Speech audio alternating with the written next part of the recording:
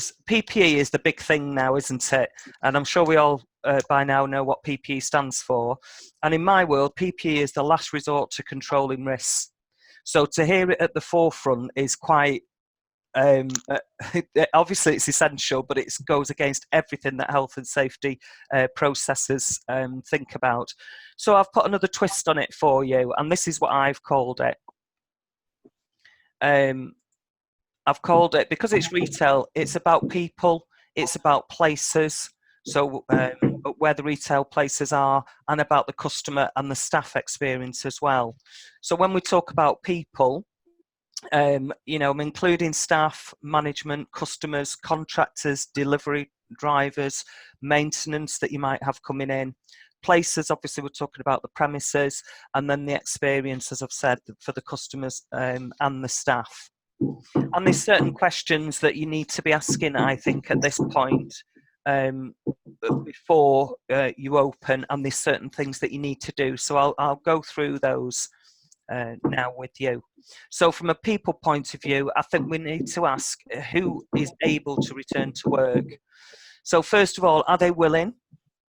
Are they able? Are they happy to be there? Because obviously it's customer service, so you don't want people who are you wouldn't want people who are still nervous about coming back at this time. You really want to have people that are going to complement you and help you to get going again. But you've also got to think about people who are vulnerable, people with pre-existing health conditions that might be shielding others, that they've been isolating themselves. They must still be protected. And of course, anyone who can still work from home, so you might have back office jobs, they don't need to be coming in just yet if it's a sort of computer-based work. So what you need to do really is a pre-return health questionnaire, just a brief one that asks those questions above. You know, are they classed as vulnerable? Have they got any pre-existing health conditions? Have they been in contact with anybody who's had symptoms of COVID-19 in the last 14 days, those sorts of things. And I would do that on a one-to-one basis, obviously taking into account data protection. And also monitoring of mental and physical health as well. You know, people's well-being can be at different levels now than it was the last time you saw them. For various reasons. It could be the impact of lockdown or being furloughed, job uncertainty. So I think that ongoing monitoring of mental and physical health is essential. And then, of course, we need to ask how will they get to work safely? So if they're using public transport, obviously there's concerns around that. It could be availability. Can you change the work times? You know, the government said now that people travelling on public transport must or should wear a mask. Or no, must actually. It doesn't have to be a clinical mask. It can just be a shield, a scarf or something to give some level of protection. And then if people are cycling to work, you know, have you got secure storage for them, and changing facilities if they need to get changed, and places to store the cycling clothes. So staying with people then, the key thing is, once people get to it, how are we going to make them feel safe? So I think you need to give them some assurances. You know, this is really going to be about communication with your people before they come back to work. So assurances, making sure they're involved, because they'll know the premises as much as you do, and giving them that commitment from management that you're acting in their best interests. We talk about in health and safety the 3 C's, so communication, coordination, and that leads to cooperation. And that can be with your neighbouring businesses that are opening up as well. You know, there might be some cohesion there that can be fostered. And controls of communal areas like the toilets and washrooms and restrooms, thinking about those, because these, as I'll go on to later, these are serious pass points that can cause problems. So having a COVID-19 policy, pre and daily briefings as well, and thinking about what training that staff might need now, because they've been out of the loop for 10 weeks, are we? Something like that. So they might need some refresher training in their area, depending on your business. And again, monitoring and regular reviews so that you can capture any incidents, any near misses, So where there was a close call, because we're all about COVID, but we're also all about everything else that was already in place for health and safety. So, they will help you continuously improve and perhaps change your processes to make it better, and looking at what works and what doesn't work. When we move on to places, the government has asked businesses to pass 5 tests. And they've created a poster for it, which I can send out to Lisa. She can send out to everyone. And this is a good thing for the staff and for the customers. And it's a commitment. It's almost your policy now for COVID-19. So what they're asking is that you carry out a COVID-19 risk assessment. So in other words, you identify the hazards and the risks and what controls you're going to put in place to reduce any harm. Develop cleaning, hand washing and hygiene procedures. Maintain 2 metre social distancing where possible. And I think it's important that people remember that it's a where possible. And I'll explore later on how you can sort of get around that, where it's not possible. And where people cannot be 2 metres apart, manage the transmission risk. So we'll look at that. Some factors to consider. We think when we're trying to identify risks and hazards, we think in different factors. So human factor, who's involved, what kind of people, what personalities. People take different levels of risk. And I think that's important to remember. As some of you may have seen when you go shopping, some people aren't bothered.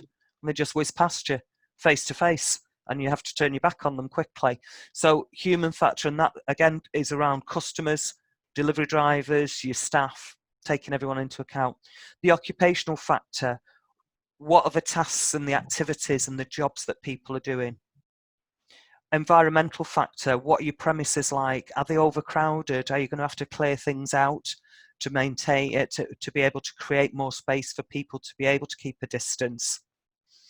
Lighting, environmental, from an air quality point of view. If you've had a place that's been shut up for 9 or 10 weeks, the air's going to be pretty stale. So just bringing that into what you're going to do to freshen the air.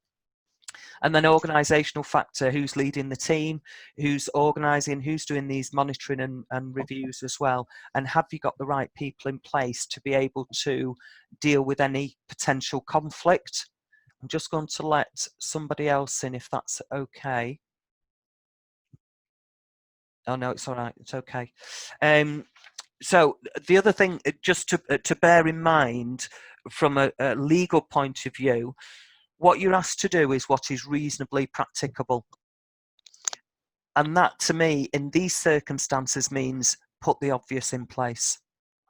And because of our experiences of going shopping or wherever you go, I think most people, and customers included, know that they should be keeping 2 meters apart, know that they shouldn't be touching things unnecessarily. So from an employer point of view, you just have to do all that is reasonably practicable. And also bear in mind that everyone has a duty of care to keep themselves and everyone else safe. So that goes across the board. And I think people forget that and get a bit concerned about their responsibilities, but everyone shares that duty of care in the UK. So moving on to places. I've put a list together, and it might seem a bit daunting, but this is just a snapshot of some of the things that you'll need to consider. So identifying the hazards and the risks. Well, clearly the main one is the spread of COVID-19. That's the last thing that we want, and that's at the forefront of everybody's mind. But another thing to think about from a premises point of view is your water systems that will have been stagnant for many, many weeks. And we've been through optimum temperatures for Legionella disease, which will be sat in your pipes. So whatever you do, don't go in and put all the taps on full, because Legionella is spread through water droplets, so through spray. So it's you have to understand your water systems. If you're in rented or tenanted property, then speak to your landlord about that in the first instance. But that's a really key issue, because Legionella is a pneumonia-inducing disease. So we really don't want that on top of COVID-19 for people. I've mentioned air quality, so getting your doors and windows opening, freshening the air. If you've got air conditioning units, running those for a while just to change the air quality for the better. Cleaning and disinfecting. Obviously, the place will want cleaning at every square inch you can. Disinfecting will be contact surfaces. So cleaning, washing up liquid, soapy wash, but disinfecting, think about your contact surfaces and equipment for those. Fire alarms and system checks, so making sure your fire alarm works, checking that your fire doors have not been blocked on the outside. You've still got to do these things. Maybe test your cold points before you start. Thinking about slips, trips and falls, what's in the way, what's on the floor, clearing the areas. Again, thinking about structure and surfaces, do we have to move things to be able to maintain that 2 metre distance, even so people can queue 2 metres apart if necessary. Manual handling comes into it if you're going to be moving things around, whether it's counters or stock or whatever, so just be aware of that. That might be a refresher training. And again, contact with surfaces and stock, just thinking about what are customers allowed to touch. You might have to rearrange your shop so that your staff are the only people touching the stock until the customer's bought it. It really depends on what your business is like and how your shop is set out. Layout, limited space for 2 metre distance. Again, that's got to be your focus. That's your starting point. Taking payments, so thinking about how you'll take payments. Are you going to say no cash? Is it cashless only? Maybe you're selling products that are more than a £30 limit, but so just giving that some thought as well. First aid provisions, have you got sufficient first aid provisions? And if not, where are your nearest support for first aid positions? If you've got a pharmacy near you, that's absolutely fine. You'll be sending them across the road. Unclear layout system for distancing, and I'll come to signage a little bit later on, but whatever you do, it must be clear as you can make it. Thinking about potential conflict with customers, so how you will manage that and who you've got in place to be able to do that, and how you can mitigate it in the first place so it's unlikely to happen. Queues, of course, and that comes into the next one, adverse weather. Blowing a hoolie today outside. Have you got space for people to queue outside? And again, going into that coordination and cooperation, is that going to encroach on your neighbours' queues? And can you work together to make it make sense for your customers? And then complacency of the rules. We've seen in the last coming up for 2 weeks the protests and Priti Patel telling everyone not to go out and protest, and they did. So I think complacency, people are starting to relax now. They've seen a glimmer of hope, and people are starting to relax on those things. So how are you going to maintain the enforcement of the rules? So moving on to the experience then. So again, COVID-19 is the main one, and I'm just we're not going to have anything going on like on the right-hand side there, I wouldn't have thought, without some planning in place. So again, we're looking at moving on to the controls now. So we're all about minimising the spread of COVID-19 so we don't get a second wave of it. We think about machinery, substances, equipment, so wherever possible that is not shared or touched. So it could be, if you've got restrooms for your staff, they're bringing their own knives and forks in for a while and their own plates. So that the only things they're sharing are maybe the microwave, and that gets cleaned and disinfected before and afterwards. They're bringing their own pens in. As far as reasonably practicable you can go, that's not asking a lot of people to be able to do that. We look at engineering control, so automation and mechanisation. So if you've got keypads for access, can they be disabled? Is it safe and secure to do that on this temporary basis? If you've got automatic doors, that's ideal because nobody needs to touch them. They'll just open for them anyway. We look at isolate and close or separate, and in this case we're looking at 2 meters. That would suffice. But you, on top of that, because you've got the public coming into your place, hopefully, you'd need to look at screens, barriers, and the layout of the place. You know, are you going to create a one-way system? Have you got facility to do that? And again, ventilation, so that you're maintaining fresh air for people. And think about the pass points. So really walk the land, walk round, have a good look at your place, and think about where are people likely to pass, and try and put something in place to avoid that. And then we also think about reduced time exposure. So, you know, a lot of the local chip shops, it's a one in and one out. So that sorts that out, you know, and people wait till somebody's come out, till somebody goes in, and that's what's happening in the supermarkets as well. So you really want to make your service as quick and efficient as possible, however you set that up inside. Sorry. Just carrying on then with the controls. So we then, once you've decided what you're going to do, and it will be a mixture of all the things that I've said before, I expect, you will create then a safe system of work, which is your new way of working and new ways of serving your customers. So keeping the 2 meters apart, behind a barrier. You know, if you can't keep the 2 meters apart, then you might have people back to back or side by side working, and that can go for sort of behind the counter, so that they're not face to face. Washing and sanitizing hands and equipment regularly. You know, thinking about, are you going to have sanitizing points before people come into the shop? I think that's an expectation these days. New ways of working. I've put a little picture there. One of my clients who has a shop has got a basket on a stick. Because he sells small items, he's got a basket on a stick, and that basket is 2 meters long, and he passes the products over the counter, across the counter in that basket, and it's absolutely worked. And he passes the payment machine as well in that basket. He's made sure his lead is long enough, so he's doing all that is reasonably practicable, and the customers find it quite amusing and love it. So there are different ways of looking at things. So after that, once you've decided what you're going to do and what controls you're going to put in place, you must give information, instruction and training, and of course supervision to make sure it's working.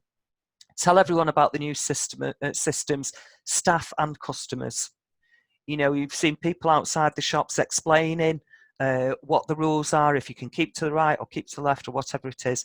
I have a saying called the airport syndrome. And I've certainly been there several times. If people aren't informed about what's going on or what's the hold up, they get quite cross and quite angry very quickly. So the more information, and verbally is better, that you can give people to reassure them, that it's all the better. People will communicate back with you and understand. So verbally, signage, posters, markings, you know, put there big, bold and bright means obvious. So at the right eye level as well, yes, you might have things on the floor, but if your door has to remain closed, then it needs to be, signage needs to be on the door at eye level. And then lastly, as I said at the beginning, PPE, personal protective equipment, is usually the last control, because you're doing all these other things as well, which are reasonably practicable. So decide on what your business is. Do you need to issue staff with gloves and or masks? Are you going to make them compulsory? Depending on the level of risk for your business, it might have to be compulsory. So the staff must wear them, whatever you decide. It might just be for certain jobs. So where a customer has handled things and brought them to the counter, staff might prefer to wear gloves. Yeah. So just finally, there's some other things to think about. So talking with staff and customers, just a reminder, higher risk people considerations, getting in and out. How are people getting in and out of your building? Can you create an in and out for them one way? Cross points and touch points are a really strong consideration to try and put controls in as many as you can. Thinking about your serving areas, do you need screens at your serving areas? Everyone will have a different setup for that. Good hygiene and cleaning schedules, so you've got regular cleaning. That might be somebody spraying disinfectant or sanitizer every 2 hours, so at least you're capturing on a regular basis. and then of course good personal hygiene for the staff. Deliveries and maintenance, thinking about those. Can you reduce the number of deliveries so you've reduced the number of people coming to your place? Maintenance, have a look at that at the beginning before you open. What needs maintaining? What's overdue? Because we're 10 weeks gone. Again, Legionella checks. Speak to your landlord in the first instance about those, because they'll need to look at that for you and do some testing if that's what's in your lease. That's the line, whatever's in your lease. And fire and evacuation and emergency procedures. You know, if people do have to evacuate, have they got space to still maintain the 2 metre distance at the evacuation point, or do you have to move the evacuation point? And then first aid, provision, sickness, and contact details. So there's two sides to that. For your staff, have you got up-to-date contact details if people fall ill or start to show symptoms of COVID-19, so that you know who to contact? And don't assume it's a partner, because the partner might be the one that panics, in my experience. It could be anti-flow. From a sickness point of view, if somebody falls ill with suspected COVID symptoms as a customer, what are you going to do with them? Are you just going to shove them out the door? You know, you must have a plan in place to think, you know, right, well, we'll get a chair, the weather's okay, we can just sit them outside, and we'll ask who they want to contact. Whether they need to go to hospital or not is another matter, but this is part of your planning process, really, to make sure that you've got what you can in place. So just lastly, for your protection, record as much as you can of what you've done to reduce the risks. So even if it's scribbling notes, just put something down. You're asked to do a risk assessment. Legally, if there's less than 5 employees, including owners and directors, you don't need to write it down, but at this time it's good practice to do that because of the severity of it. So I would definitely recommend that you keep your own notes. And that's it from me. Okay, so let me just stop sharing. We're back. So, questions? Anyone, any questions? A little bit worried about how we are going to go on in the beauty salon business. 4th of July is the date that they're mentioning, but that's not certain yet, is it? And with regards to posters and everything, are we going to be able to access any of that? Well, your biggest concern there, isn't it, is the close contact. Yes. And to me, unfortunately, it's going to be PPE first, isn't it? Yes, we're recently getting so many emails from different companies who are trying to market these acrylic screens and what have you. I feel they're trying to obviously capitalize and profiteer as well after this. Yeah. So where's the best source going to be? A company that's not going to rip you off with all these gimmicks. Well, they are not gimmicks really, but some companies would try and persuade you to buy things which are not going to be really necessary for you. Yeah, I think, well, you've got to think about what works for you for your setup. And first of all, you've got people face to face from a beauty, unless usually when they're doing hands or obviously face. Yeah. To me, it's a mask. You can ask your customers if they will wear a mask. And I think from a service point of view, you're going to have to look at what service can we offer safely.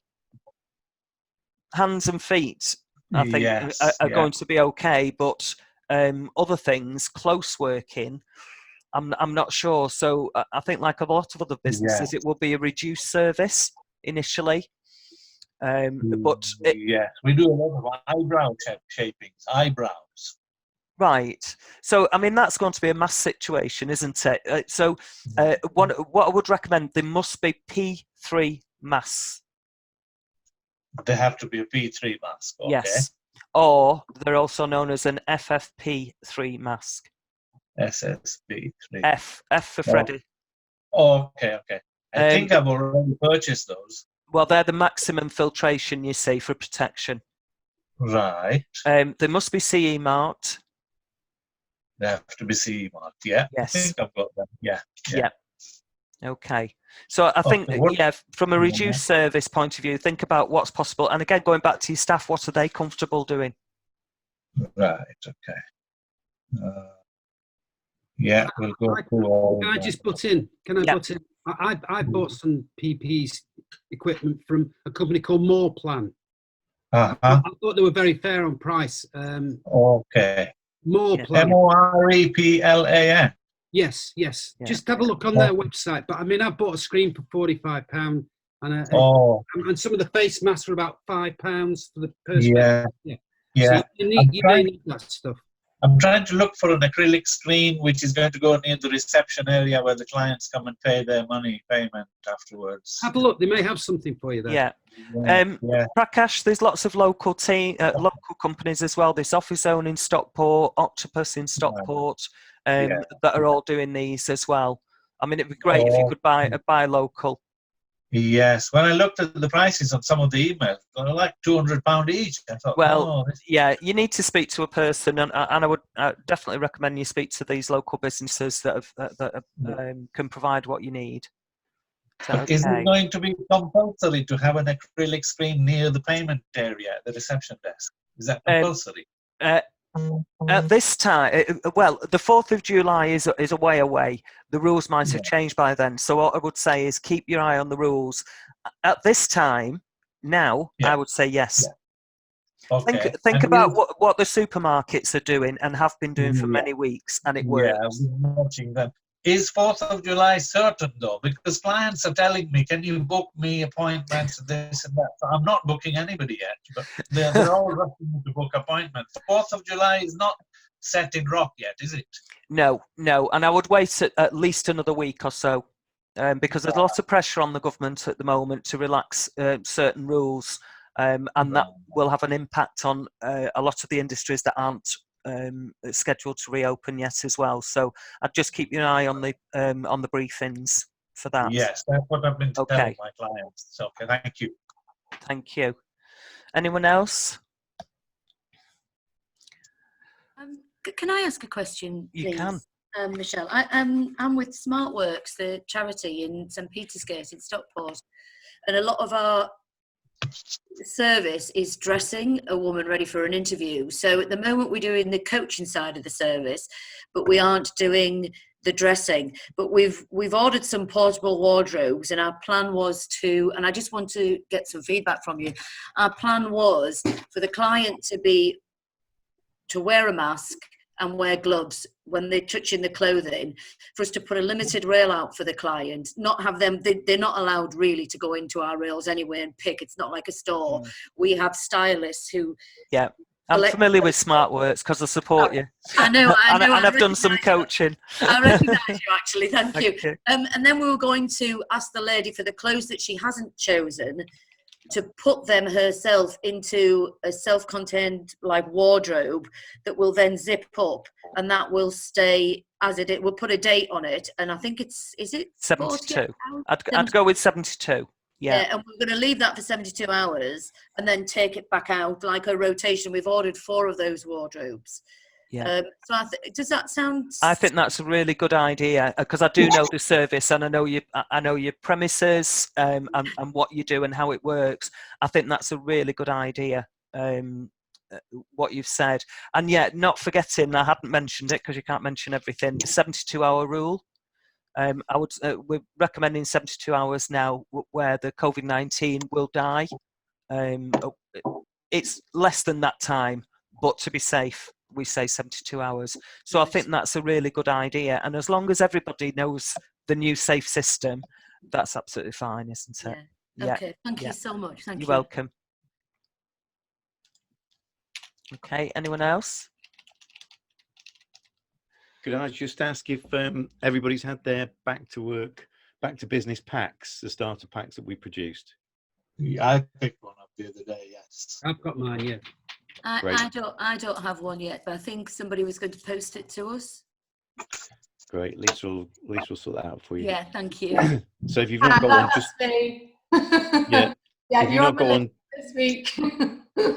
If you've not got one, if you want to drop us a line, and we'll get one dropped off for you. It has hand sanitizer, all the floor stickers, tape, wipes, everything you need, and a back to business manual as well.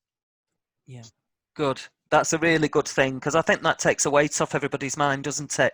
That they don't have to start sourcing that. Yeah, I was You know impressed to hear that. the poster you mentioned that we need to put at eye level at the front door. Is that something we can get? That wasn't in that pack. No, but I can send that out. It's available. It's come via the HSE, Health and Safety Executive, but I can send that to Lisa, and Lisa can send that out to everyone. Okay, I'll pick it up from Lisa. Yeah. Yeah. Thanks. And Lisa and Paul, you probably are more than aware of this, but we were very fortunate.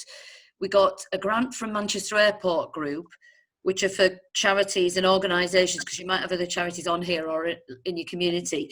They were specifically paying for kit, so they're buying our two new tablets for the clients to use for coaching and a big screen for the reception, and a hardware they're prepared to pay. And then we also got a grant from AJ Bell, their Wage War on COVID fund. So if you have other organisations that are not for profit, those are two organisations who are now handing cash out to other than NHS or frontline health-based or refuges or food banks, if you like.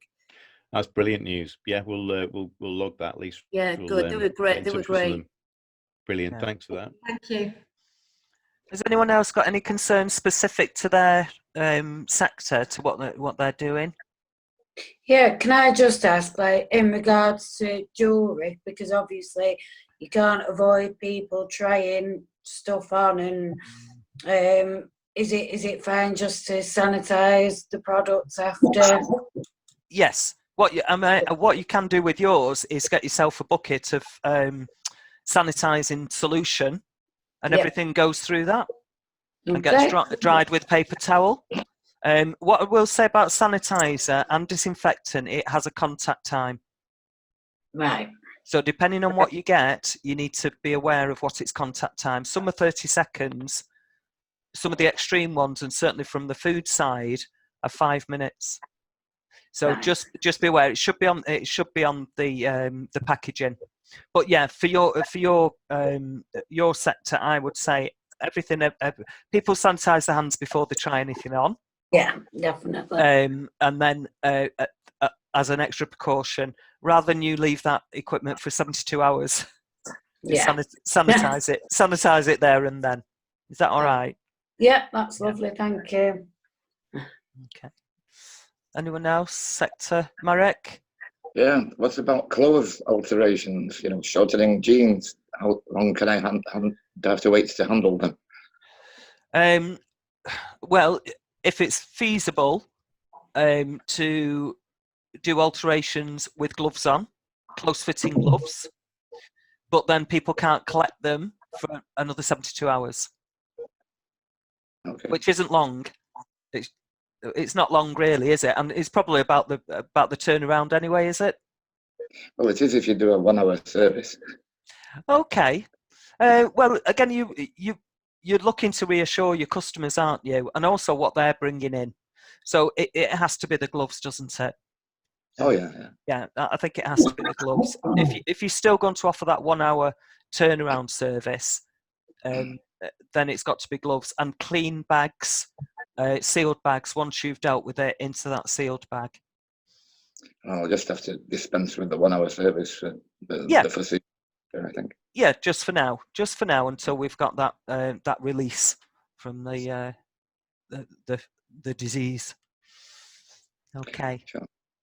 Anyone else? Can I just ask a quick question? Yeah. If someone comes into the centre, into the shop, say, or our centre in our case, and they're presenting symptoms, how do you recommend you handle that? Well, I've discussed this with another client. So are you still in the same building, St. Peter's Gate? Yeah, we are. Yeah. So you're going to have to assist them down the stairs, aren't you? Because it's quite a way up. Depending on the severity of the symptoms, is going to determine how you deal with it. If you need to call for help from somebody, whether it's for somebody to take them home, then they have to stay with you, don't they? Yeah. So you could put them in a specific place, maybe at the back on a separate chair, and that chair doesn't get touched for 72 hours. Right. Rather than, because I've discussed this with another client, rather than introducing a risk to somebody else, asking them to clean that chair, if you can, just leave that chair, isolate Yeah. it. Just put like a bin bag over it or something. Yes, Don't go anywhere near it. not in use, in use. And I mean, you've got the luxury of not many people there, so you can quite easily communicate that to people. Yeah, and we'll be doing a 1 in, 1 out. So then we've got a way of walking round where people don't need to contact. But it's just if they come to the front door and they come in and the receptionist thinks that person's coughing, got a temperature, and they say themselves, I don't feel very well.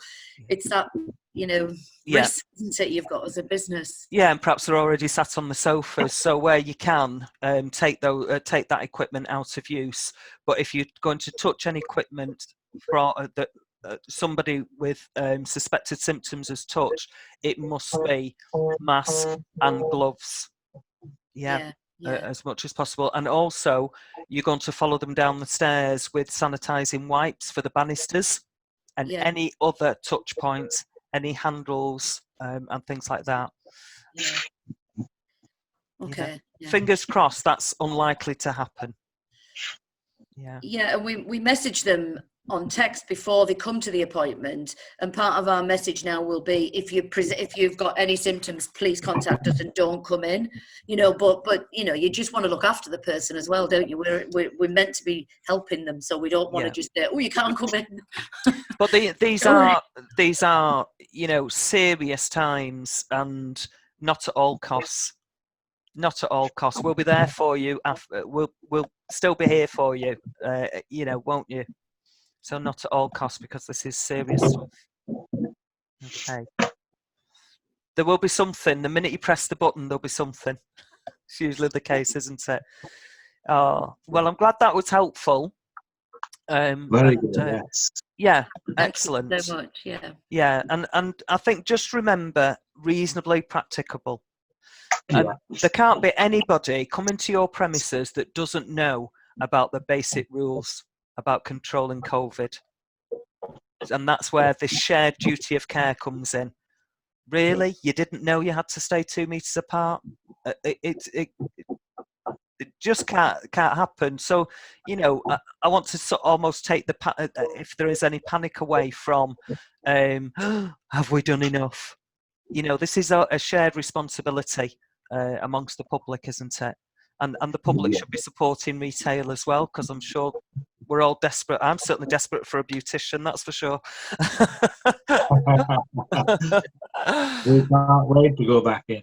I know. And people are getting at the end of the tether as well, aren't they? From being at home, because everybody's different, aren't they, at home? Yeah, they're all messaging us constantly. I say, just hang on, we'll have to wait now.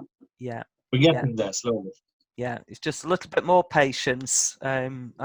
Hopefully we are on the home straight now, and a little bit more patience. And the more we do as we're told now, the sooner the country will be somewhere back to where it was.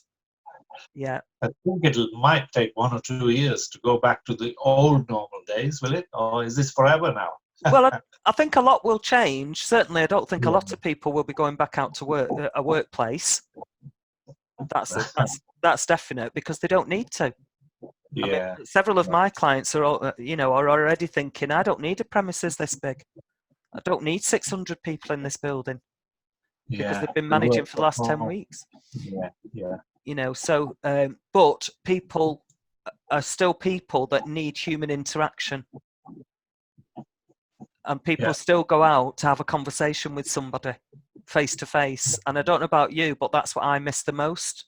The first audit I did during lockdown, I couldn't believe how much better I felt having had a conversation in the same room with somebody face to face, because I live on my own.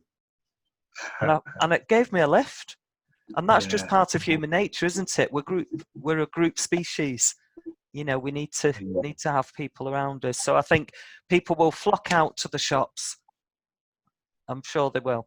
So the best thing you can do is just make it as easy as possible for them. Yes, prepare in advance. Yeah. Yes, that's my take on it. Okay. Brilliant. All right. If there's nothing else, I'll sign off, and I'll certainly stop recording. Okay, thank you very much. Bye. Take care. Bye. Bye.